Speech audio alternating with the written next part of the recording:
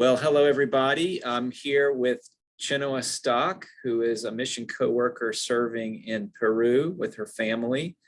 And she's going to spend a few minutes with us telling us about her ministry there as a PCUSA Mission CoWorker. So thanks for joining us today, Chenoa. Hi, thank you for having me. Why don't you start out by just sharing a little bit about yourself and your call to be a Mission CoWorker? Sure, thank you. Well, I'm from Pittsburgh, PA. I'm a double PK, so both of my parents are pastors, Presbyterian pastors, now retired. And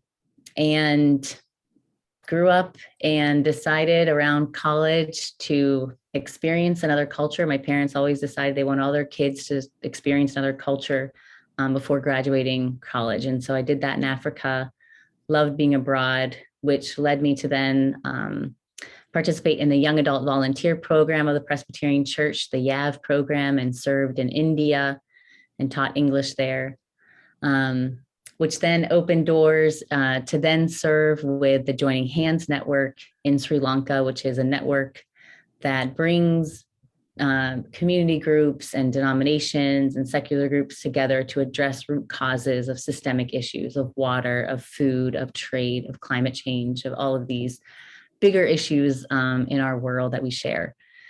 And so I served there for 4 years with the network Prajabilasha, or People's Aspirations, who worked on land rights.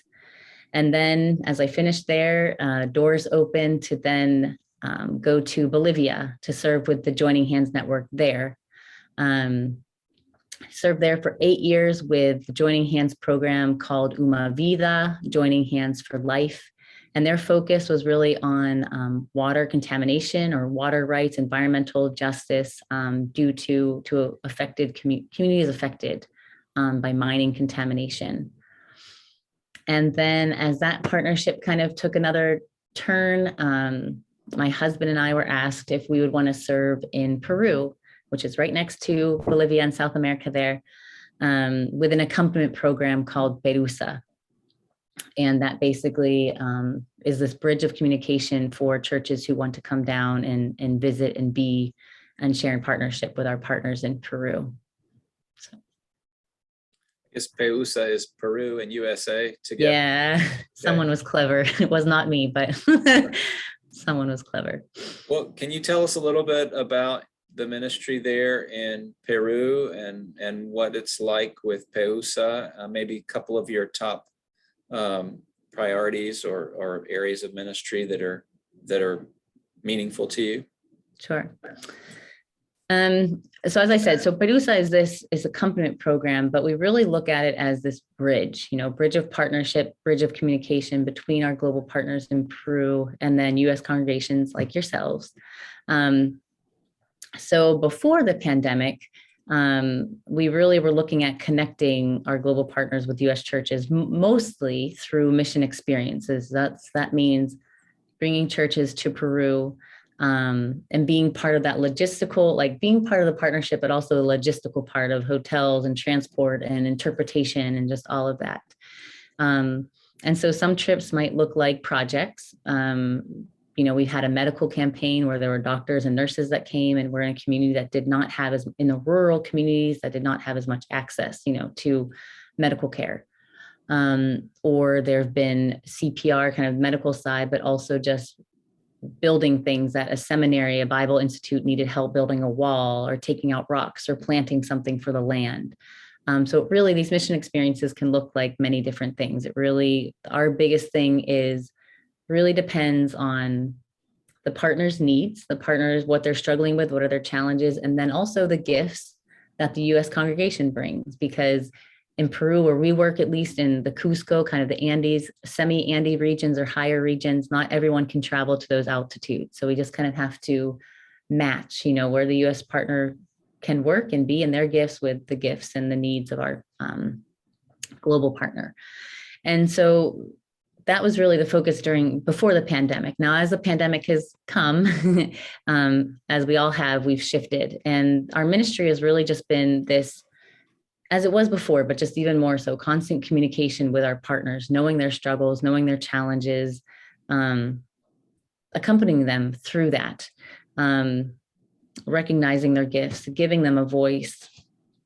And then also a huge part, which we're doing right now, is just sharing their story, sharing what is happening in Peru, not just with our partners, but in general, and then sharing the specific experiences and stories of our partners. So I see that as really my role as a mission coworker. The hands and feet of Jesus are there to walk and be with our partners. Can you give us an example maybe of, I know you haven't been able to do this in a while, but if you can remember a particular group that came, maybe what would be, I don't know if there is a typical experience, but like how long would they stay? What kinds of activities would you encourage them to do? Yeah. That kind of thing.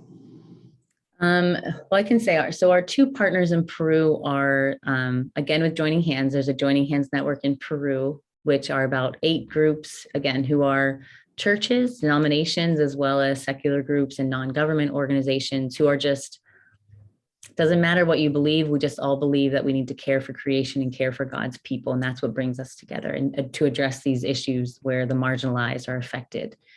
And so the Joining Hands Network is one partner. And then the other partner is the Evangelical Church of Peru, or I'll refer to it as the IEP. If I say that again, that's what I'm referring to, our second partner. And we're really focused with them more in kind of this Cusco area, kind of the center part of Peru, and then the Puno area, which is more east near the mountains. And so normally a trip is, a mission experience is about 8 days. We try to make it kind of across Saturday, so it's easier for people who might have to take off work. You only miss 1 week of work. We try to do some sort of orientation. There have been some groups who probably came and knew more about Peru than I did my first year because they'd been there so many times. And then there are other groups who are new, but I think orientation is just always necessary and always helpful. So try to give some orientation about the country, the political situation, which is always changing in Peru, and then as well as the cultural, and then specifically with our partners. And normally a group would spend 4 or 5 days with the partner. And what I have heard about, and then what we have done, it really does look different. Like the medical campaign was very different than a group that came and was able to do more kind of labor work, while also giving a CPR class to women of kind of the Presbyterian women equivalent of the IEP, the Women's League of the IEP. We have a partner kind of in the jungle area that has a school for deaf children who are deaf, which was just a beautiful time and a whole different, language and everything with them. And we planted together and we did games together, and we went to a kind of like a natural made water park that had, where you take your tubes, your inner tubes and everything. So it's not just work and doing, but it really is about being, with our partners. And I know churches who have come in the past that we now talk with, who will come again, have done English courses or, weaving or music. Just, again, it just really depends kind of where those gifts are. Yeah. Of the church that's coming, and what they not what they want to do, but what can they offer, and then where does that match? What gifts do they bring? Yeah. Mm-hmm. And where does that match with the partner in Peru? The needs there. Okay. Yeah. Interesting. There's good food. Yeah. Along the way. Yeah. Well, can you share 1 or 2 things that are happening right now in the ministry? Yeah. I mean, the network, so our Perusa program is really, it's under the Joining Hands program. This accompaniment program is a program of the Joining Hands network. And so the network just changed directors. There had been one director for 20 years since basically the network began, and that just changed. He retired and a new one came in a year ago. And so we've basically been taking this time of the pandemic to just step back, reflect, engage in deeper conversations with our partners. How are we doing? What do we want to do? What do we want to look like in the future for our partnership with U.S. churches here on the ground? And even just getting more Peruvian context. Like, where are we in Peru now than 20 years ago when the network was started? Where do we want to be putting our energy and our focus of mission and ministry? Who are the actors now that we can kind of partner up with, and even if it's not, the direct partnership. So really, that's really where we've been. I think the second one is, because of that, next month in April, we're having this a big strategic planning meeting to really just sit and really grapple with those questions. What do we want to be? What do we want to do? Who do we want to do that with, and how? So those are the two biggest things. And I think amidst that, we also kind of on the US side, we have what's called a Peru Mission Network. And it's pretty small right now. I think that it had tried to exist a while ago, and they're trying to resurrect it, in the last couple of years, kind of get people more engaged. And so we've tried to do small events with those. We've had meetings, and I think in May, June, we're going to try to have a bigger event that would just introduce people, to Peru, to our partners, and maybe just not everything, but maybe just have a focus of here's one thing happening in Peru, and how can we learn more deeply about this issue? And so we're really trying to rev up the Peru Mission Network again too, which is something, many people can kind of from the US side and learn more. So just trying to get that going again. Awesome. Well, thank you for spending this time with us. We of course, are at the beginning of our relationship with you and your family, wanting to learn more how we can support you and pray for you, and hoping that that maybe some of our members will be interested in learning more and reaching out. And but how can we best support and pray for you all right now?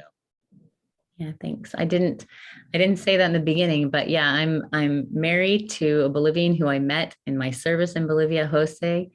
That went right. And then we also have a 4-year-old son, Leandro. And so just because I'm in that, I would say prayers for our family. We've been in kind of some major transitions, as everyone has, I think, in the pandemic in one way or another. So just prayers for our family and whatever will come in the future. But I also just think this is amazing. I think this interaction here and sharing it and learning about a little bit, even if it's a little bit about Peru or about who's there and how can we partner together. I think that's just a great step in itself. Also, I'll be on what's called interpretation assignment, where I'll go, hopefully once the travel ban is lifted, can go and travel to churches and present a little more in depth about what we're talking about here and where we're serving. So I could come to your church maybe, or we do something virtual. Hopefully everything lifts up soon enough that we can do that. And I'll be doing that May through December of this year. So that would be an option. And then just also prayer for our partners of the Joining Hands Network, of IEP, and all that they're doing in their ministries, all the changes that they've had to deal with, and where they are moving as well in these changes. And then just overall prayers for Peru. As I said, it's just constantly in this political shifting and turmoil, and it continues to be. And the president who was elected in July just survived his second impeachment trial and has had 4 cabinets. So there's just a lot of, political turmoil and everything. So just prayers for Peru as well. Thank you. And I just thank you for the opportunity to share with you all. Well, I've enjoyed this time, Chenoa, and we certainly wish you all well. And we will definitely keep you in prayer, and we'll be in touch again. And Great. So I'll end this formal interview now. Thank you very much. Thank you.